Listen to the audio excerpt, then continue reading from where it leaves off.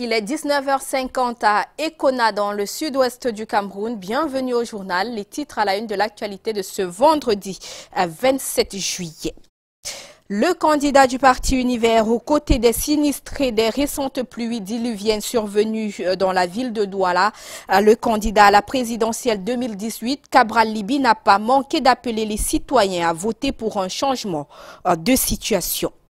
Et puis en culture, Aïdjo Mamadou présente ce vendredi soir son nouvel album au cabaret Mouniengue à Bonabéry.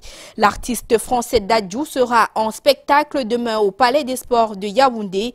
Et pour ce soir, l'auteur du titre à succès Reine est l'invité du journal. Voilà pour la une de cette édition.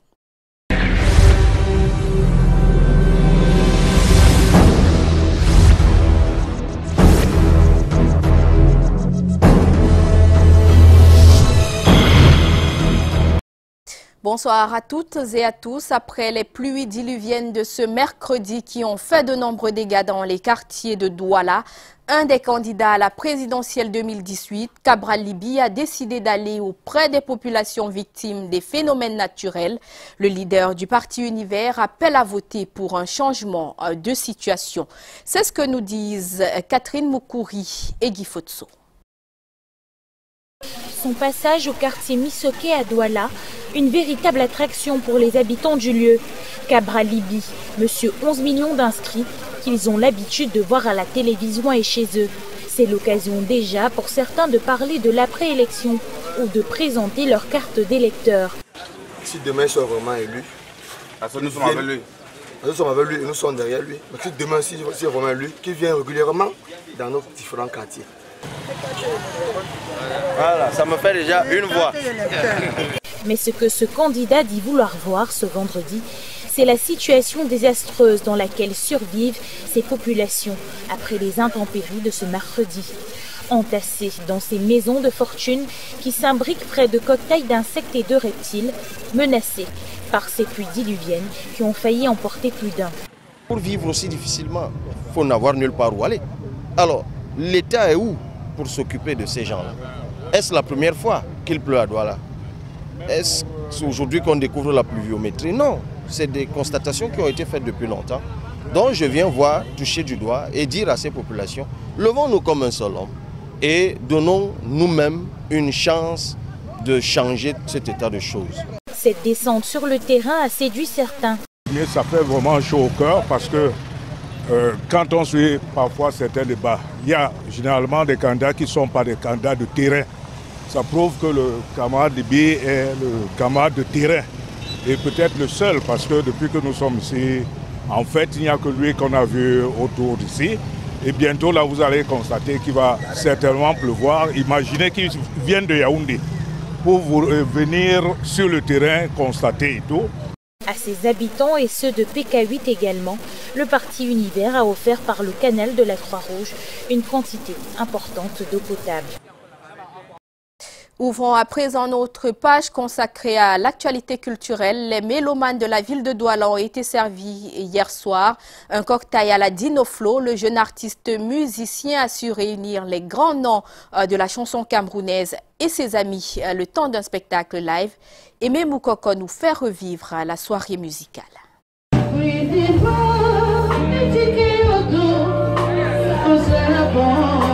La voix suave de Nicole Mara, l'intelligence de Bobby Mignon, la douceur de Papi Anza, le show d'Armand Laclasse ou le doigté magique d'Endomen, entre autres. Du beau monde pour le spectacle live de l'artiste musicien Dino Flo.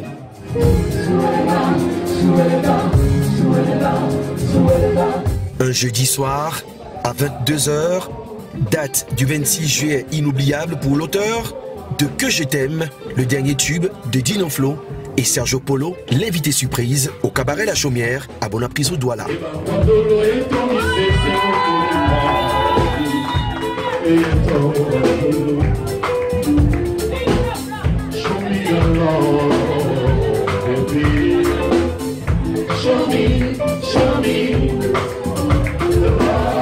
Un espace bien étroit pour contenir ce public de connaisseurs, un partage au-delà de belles mélodies et des amis de Dino Flo qui ont fait le show.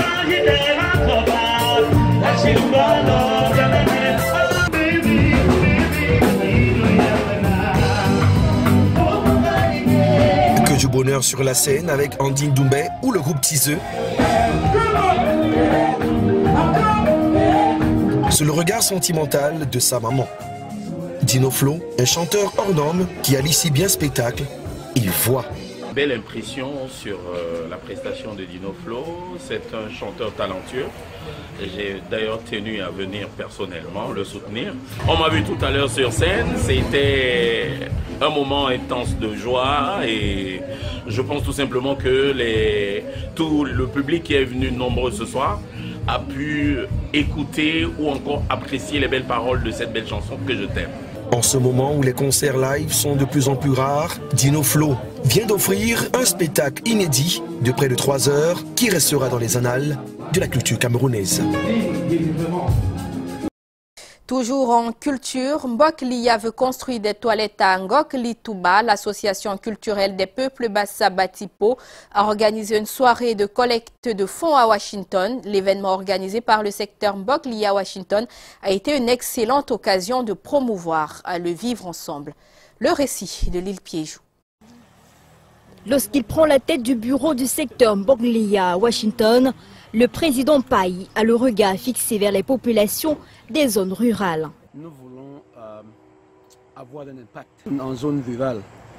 Quand vous regardez le Cameroun en général, vous allez constater qu'il existe des disparités humaines qui sont vraiment criardes. Et surtout pour nos frères et sœurs en zone rurale, il ne faudrait pas qu'on les lâche. Le jeune ingénieur apporte son soutien au président général qui ambitionne d'apporter sa pierre à l'édifice du Cameroun.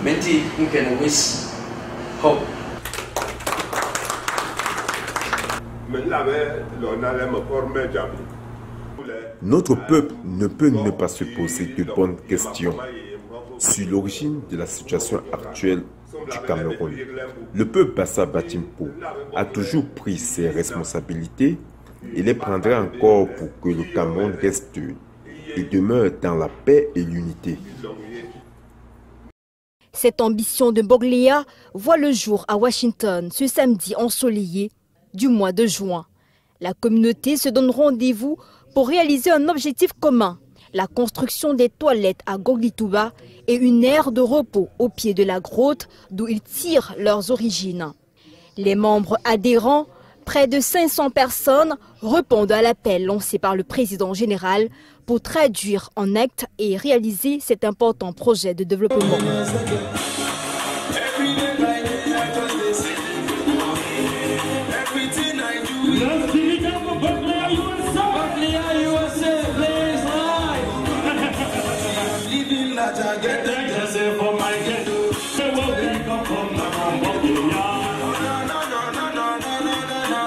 Plus de 10 000 $ sont collectés le temps d'une soirée glamour où les membres des communautés Bassapo Bati et les communautés voisines des 4 coins du Cameroun ont partagé le bonheur de cette soirée où le vivre ensemble s'est traduit dans les faits. Le président Minlen a saisi cette occasion pour sensibiliser davantage les fils du Cameroun sur les bienfaits du vivre ensemble. Vivre unis dans la paix et loin des clivages de toutes sortes. Que s'est-il passé pour que les gens pensent à la division à cause de la langue? Nous avons toujours été unis et on le restera. Nous sommes tous bilingues, travaillons pour l'unité de notre peuple et l'unité de notre pays. Ensemble, un message porté d'abord aux membres du bureau du secteur Washington, réunis dans la matinée à Silver Spring pour une conférence qui a présenté l'avenir de Mbok Lia.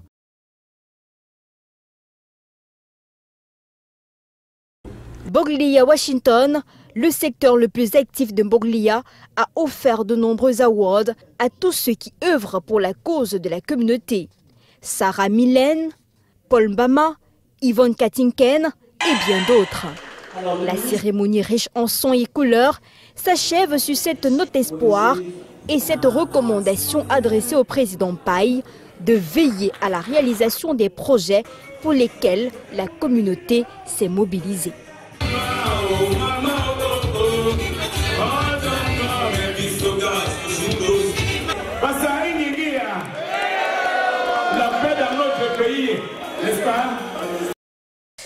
Toujours en culture, le grand rendez-vous dans la ville de Douala, c'est au cabaret Mouniengue de Bonabéry, en guest star Aïdjo Mamadou, qui est là ce soir pour présenter en exclusivité son nouvel album.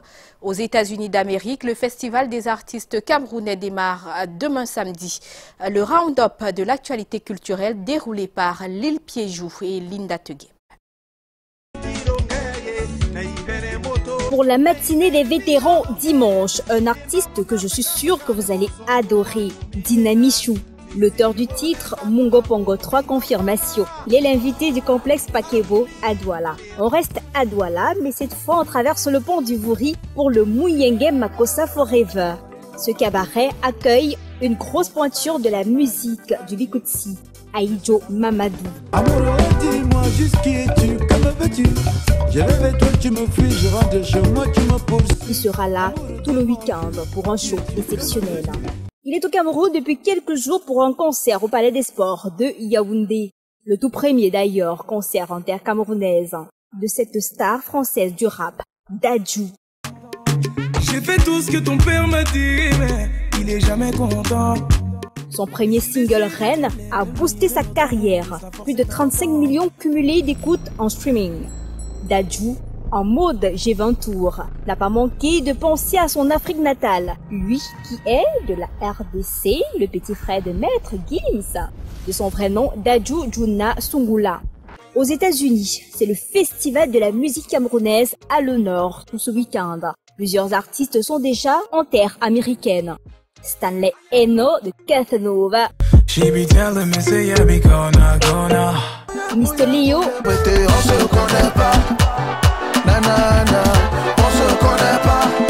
Miss Blanche Bailey, je ne suis pas ton bonbon. Loco, si vous êtes de ce côté-là, faites-y un tour.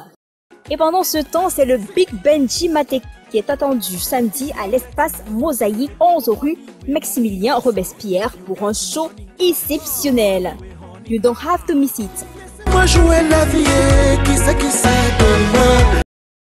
Rendons-nous à présent du côté de Yaoundé. Allons retrouver Alain Ghislain Kanga. Bonsoir Alain, vous nous déroulez l'essentiel de l'actualité de ce vendredi. Bonsoir à tous. Parlons de l'artiste musicien Dadju qui sera donc en spectacle demain samedi au Palais Polyvalent des Sports de Yaoundé. Et en prélude à ce spectacle grandeur nature, le chanteur français était face à la presse ce jour à Yaoundé. Une occasion pour lui de revenir sur les secrets du succès de son premier album et sur le concept Gentleman 2.0. Les détails avec Delphine Foncoutene et Hubert Nutier. Le Cameroun est le premier pays choisi par Dadju pour la deuxième partie de sa tournée africaine. Qu'on arrive à organiser un concert ici au Cameroun pour pouvoir répondre aux messages que je reçois tous les jours sur les réseaux sociaux. Et je le sais, je te fais confiance quand tu me... Le chanteur de R&B français, le temps d'une conférence de presse ce 27 juillet à Yaoundé, se prononce sur le concept de Gentleman 2.0. Il y a beaucoup de gens qui pensent que je suis le super romantique qui fait les dîners aux chandelles, tout ça, mais justement le 2.0, il n'est pas exactement comme ça, tu vois ce que je veux dire? Il parle comme tout le monde ici, il s'exprime comme tout le monde. Sa spécialité à lui, c'est qu'il est toujours présent quand on a besoin de lui. Le prince Dadj chante pour les femmes. Il tire son inspiration de ses nombreux voyages à travers le monde. À tort, on se battra même contre les coups du sort. C'est ce qui a toujours marché pour chaque artiste, je pense, c'est le travail. S'agissant justement du travail, Dadju en a trouvé sa signature. Parfois, quand tu n'as pas les paroles d'un titre, tu dis n'importe quoi, tu vois, tant que tu gardes la mélodie. Et à chaque titre, à chaque fois qu'un son est commencé, je faisais oh, ah, tout le temps. Et quand j'ai réécouté les sons pour les écrire, donc je voyais qu'en fait, c'est resté dans ma tête. L'artiste de 27 ans est au Cameroun pour la toute première fois, au même titre que son ami et frère, Franglish. C'est toujours un plaisir d'être en Afrique. Donc on va profiter, on va se faire plaisir, on va danser. Et voilà quoi. Donc merci à vous. Tous deux promettent de faire de l'incroyable ce samedi 28 juillet au Palais des Sports de Yaoundé. Ça va être que des surprises. Et il y a plein de sons en live que j'ai pas eu l'occasion de faire et que là je vais pouvoir faire pour la première fois ici en Afrique et au Cameroun. Ce concert live sera également l'occasion pour le public de Yaoundé de faire des selfies avec Dadju. Je le sais, je te fais confiance quand tu me souris, tu fais pas semblant. J'ai pas besoin d'attendre plus longtemps. Et dans le registre des faits de société, on se rend à Ayos où une femme a été arrêtée par la police pour avoir tenté de voler un bébé. Elle est tombée dans les mailles des éléments de force de sécurité grâce à la collaboration des populations. Comment a-t-elle réussi à tromper la vigilance de la famille? Élément de réponse avec Karl Mizatachouya et Bertrand Tiassé. Il s'en est fallu de peu pour que ce bout de chou, âgé de 2 mois seulement, ne revoie plus jamais sa maman. Il a été volé par la nommée Arsène Afana, au lieu du quartier Maka à Konolinga dans l'Union Efumu, région du centre. C'est vrai, j'ai volé le bébé. Pour commettre son forfait, elle s'est rapprochée de la famille se faisant passer pour une cousine éloignée. Elle part donc faire le français aux environs de 14 heures. Aux environs de 15 heures, alors elle commence à chercher l'enfant pour aller faire le français. On cherche l'enfant partout, on n'a pas vu l'enfant. Aux environs de 17 heures, c'est donc là que mes petites cousines viennent me dire qu'ils ont vu la femme ici avec l'enfant au Carrefour Kanga. L'enfant en train de pleurer, avait emballé l'enfant sur le cou. Elle cherche la moto pour venir ici à Ayos. Moto qui l'a conduite jusqu'à Ayos. Malheureusement pour cette présumée voleuse, l'alerte avait déjà été donnée et la famille s'est immédiatement mise à ses trousses. Grâce à l'intervention des éléments du commissariat de sécurité publique d'Ayos, elle a été appréhendée dans la nuit du 23 au 24 juillet dernier. Il fallait qu'on aille jusqu'au niveau du barrage, tendre l'embuscade. Nous allons au quartier Babodo. Là, on retrouve la foule qui avait déjà maîtrisé la dame. Malheureusement, pour cette foule qui n'a pas su s'en prendre, a permis à la femme d'abandonner le bébé dans une maison et prendre fuite. On a accueilli le bébé étant dans un état comateux, c'est-à-dire qu'on a donné de la drogue à l'enfant, au bébé. Très tôt le matin, nous avons organisé notre battue jusqu'à mettre main sur la dame. Arsène Afana serait elle-même mère de 5 enfants. Pourquoi a-t-elle décidé de voler celui d'un autre et à quelle fin? L'enquête ouverte permettra certainement de faire la lumière sur cette affaire. Je vous invite à présent à suivre cette prouesse inhabituelle réalisée par un Camerounais à 65 ans. Il vient d'obtenir son doctorat. Après plusieurs années de recherche jonchées de beaucoup de difficultés, le docteur en biochimie Tafou, à travers ses travaux, veut moderniser la médecine traditionnelle. Les précisions avec Brand Kamga et Bertrand Tiassé. Il est au devant de la scène académique depuis quelques semaines. L'homme a réalisé l'espoir d'obtenir son doctorat PhD en biochimie à l'âge de 65 ans. C'est la suite des recherches. J'ai commencé, je me suis senti à l'aise. À chaque fois que j'ai travaillé en maîtrise sur 2 plantes camerounaises, 2 c'était en mettant les fagara. Nous avons trouvé que dans ces plantes, il y avait beaucoup de choses. Par exemple, les graines de fagara, qu'on appelle ici nganchou. C'est un condiment de la sauce jaune. Et les autres, nous avons rendu que dans cette graine, on pouvait isoler 5 grands médicaments. Un doctorat avec mention très honorable, le fruit de 15 années de recherche vissée par des difficultés logistiques et financières. Comme je n'ai pas un sponsor, je finançais seul mon épouse, les amis. Mon épouse, ça fait donc chaque fois qu'il y avait rupture de matériel, j'étais obligé de m'arrêter un peu. Beaucoup d'endurance, une fierté pour la faculté des sciences de l'université de Yaoundé 1. Toutes ces années n'ont pas été vaines. Voilà, les efforts ont abouti à un résultat visible, celui que nous on célèbre aujourd'hui. Le désormais docteur Tafou a travaillé sur le potentiel antifongique des extraits de quelques anonacées et verbénacées, un thème capital dans l'univers de la pharmacologie. Ce travail qui a été mené contribue à valoriser nos substances naturelles, c'est-à-dire partir de nos plantes, la pharmacopée camerounaise, voir ce que les tradipraticiens utilisent et essayer de voir à travers ces plantes-là ce que l'on peut valoriser. C'est aussi la reconnaissance de la médecine traditionnelle aux vertus innombrables à authentifier. On pouvait vulgariser l'accès à certains petits laboratoires de travail. Oui. Ça permettrait aux tradipraticiens d'extraire certains éléments, donc que ce soit plus un problème de quantité, mais un problème de qualité. Devenu docteur à 65 ans, preuve de ténacité et de témérité, un modèle aussi pour la jeunesse camerounaise, souvent impatiente. Parlons de toute autre chose à présent, politique. C'est hier que l'ouvrage intitulé 2018 Renouveler la confiance à Paul Biya a été rendu public. Près de 300 pages qui racontent les conquêtes présidentielles au bonheur connu de l'auteur Faustin Mbala. Écho de cette soirée avec Ghislain Pierre-Essonneau et Hubert Noutier. Présence inhabituelle et significative au Yaoundé Hilton Hotel du professeur Luc Sunjun. Cela valait le coup puisque le conseiller spécial du chef de l'État représente ce dernier à la dédicace d'un ouvrage intitulé 2018 Renouveler la confiance à Paul Biya. Le livre de poche en français et en anglais milite en faveur de ces arguments qui font de l'homme lion le meilleur candidat lors de la prochaine élection présidentielle. Faustin Mbala, son auteur, est entouré pour la circonstance non seulement du représentant personnel du chef de l'État, mais aussi du gouverneur de la région du Centre, tout comme Sa Majesté Parfait Ngodok Kwanga. 310 pages pour exalter l'œuvre présidentielle. Le président Paul Biya, c'est un homme d'équilibre. C'est par et dans la synthèse des générations que se construit un pays. Toutes les générations ont quelque chose à apprendre. C'est ce qui fait la force de ce pays, c'est ce qui fait la stabilité de ce pays, c'est ce qui fera, avec le président Paul Biya, à l'occasion du prochain septennat, la force, la grandeur de notre pays. Un pays sans exclusion, un pays sans discrimination.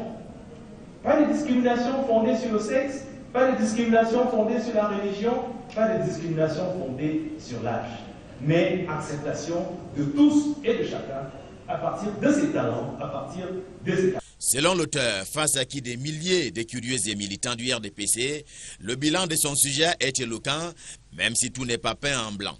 On peut retrouver là-dedans des arguments qui font que quand quelqu'un est face à vous et qu'il vous dise du mal du président de la République, Paul Biya, qu'il ne travaille pas, qu'il ne fait pas ceci, qu'il ne fait pas cela, que vous répliquiez lorsque vous êtes quelqu'un qui supporte son action. Peu de photos cependant pour étayer les thèses de l'auteur, remarquera par la suite le professeur Edmond Beloa, alors chargé de la note de lecture et dont la conclusion est qu'un grand destin attend le Cameroun. Cette élection, c'est un virage important pour le Cameroun, compte tenu des problèmes du sud-ouest aujourd'hui et du nord-ouest.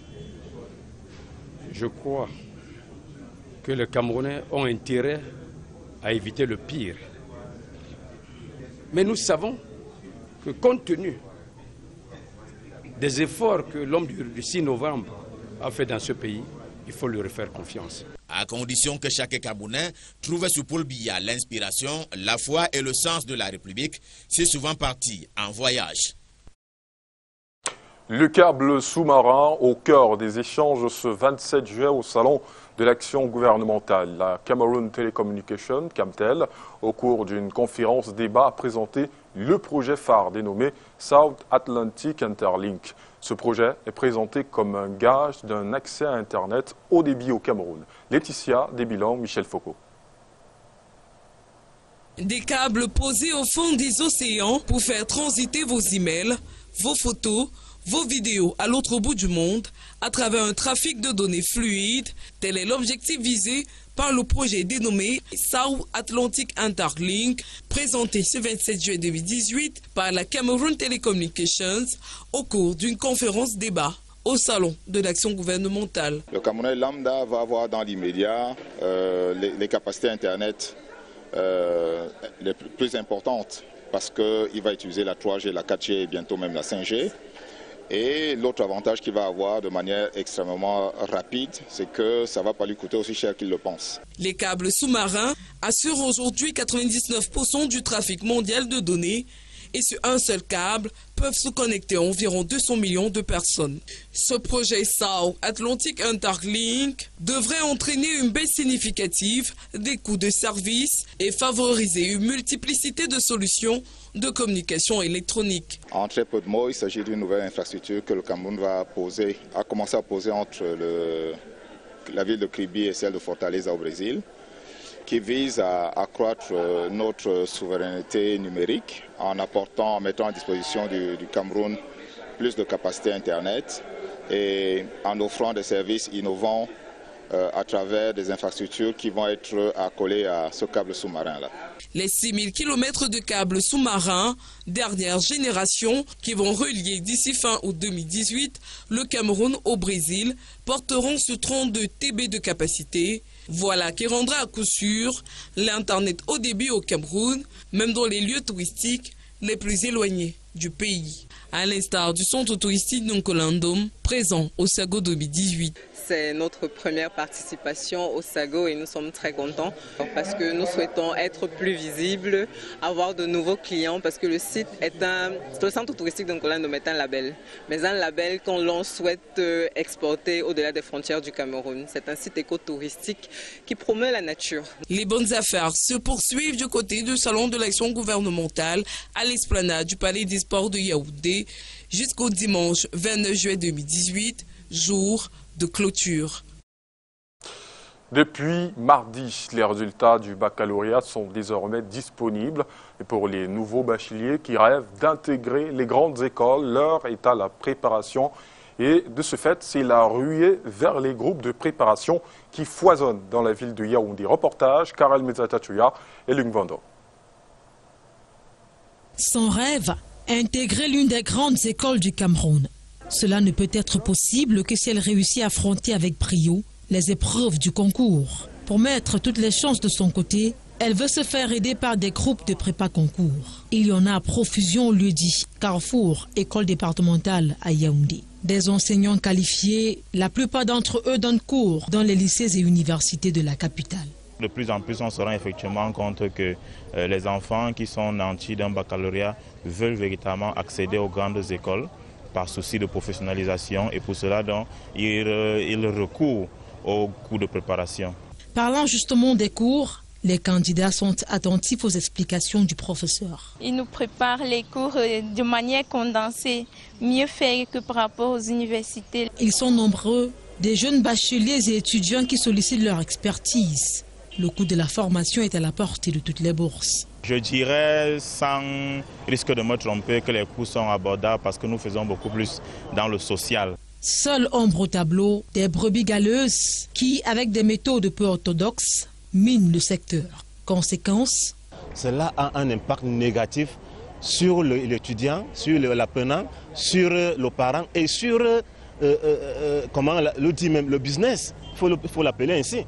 Parce que beaucoup ne nous font plus confiance parce qu'ils ont été dupés. Les plus nantis, pour éviter de tomber entre de mauvaises mains, font des cours de prépa dans des cadres plus sécurisés comme celui-ci. Nous préparons les jeunes au concours administratif et au concours scientifique. Et comme je l'ai dit tantôt, c'est 1 an de préparation. Nous commençons octobre, novembre, jusqu'à la veille. Si c'est en juin, les examens, c'est jusqu'en juin. Si c'est en août, c'est jusqu'en août. Si c'est en juillet, c'est jusqu'en juillet. Au regard de ce timing de formation, le candidat est prêt pour affronter avec aisance les épreuves. Du son neuf à l'Institut de recherche agricole et de développement, les nouveaux présidents du conseil d'administration et directeur général adjoint nommés tout récemment par décret présidentiel viennent d'être installés par le MINRESI. Occasion pour le docteur Madeleine Tchenté de rappeler à ces derniers leur mission. Les détails avec Delphine Fonkoutene et Serge Alain Ziebou. Les nouveaux présidents du conseil d'administration et directeur général adjoint de l'Institut de recherche agricole pour le développement IRAT sont en poste. Ngananga et Emmanuel Agebe Sonengome, officiellement installés ce 27 juillet à Yaoundé, disent leur gratitude. Je pense qu'avec la grâce de Dieu, je vais faire tout pour mériter davantage de confiance. Merci Dieu, avec le président de la République qui a bien voulu me confier ces tâches. Vraiment, je dois dire que je suis prêt à travailler. La cérémonie d'installation est présidée par le ministre de la Recherche scientifique et de l'Innovation. Le docteur Madeleine Tchenté rappelle les missions confiées à ces deux promus. Sachez privilégier la concertation permanente, le travail en équipe et la performance. Vous connaissez désormais votre rôle et celui du directeur général. Sachez vous en servir et accompagner l'IRAD vers de nouveaux lauriers. Monsieur le directeur général adjoint, vous connaissez désormais votre place dans la hiérarchie managériale de l'IRAD. Vous êtes le collaborateur direct du directeur général. Un collaborateur est d'abord un conseiller permanent. En tant que tel, vous êtes appelé à assister le directeur général dans la mise en œuvre de ces missions qui sont également vos missions. Les deux nouveaux responsables de l'IRAD ont chacun une carrière professionnelle riche et diversifiée. Le PCA a longuement œuvré comme chercheur à l'Institut de recherche médicale, d'études et de plans, et le DGA, quant à lui, a travaillé à l'Institut de recherche agricole pour le développement rural.